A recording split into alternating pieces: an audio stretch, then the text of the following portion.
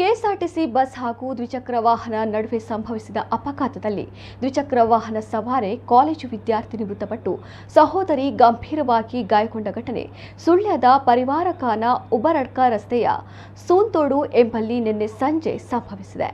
ಪುತ್ತೂರಿನ ಖಾಸಗಿ ಕಾಲೇಜಿನ ದ್ವಿತೀಯ ಪದವಿ ವಿದ್ಯಾರ್ಥಿನಿ ಉಬರಡ್ಕ ಮಿತ್ತೂರು ಗ್ರಾಮದ ನಾರಾಯಣ ಕಾಡುತೋಟ ಎಂಬುವರ ಪುತ್ರಿ 20 ವರ್ಷದ ರಚನಾ ಸಾವನ್ನಪ್ಪಿದವರು.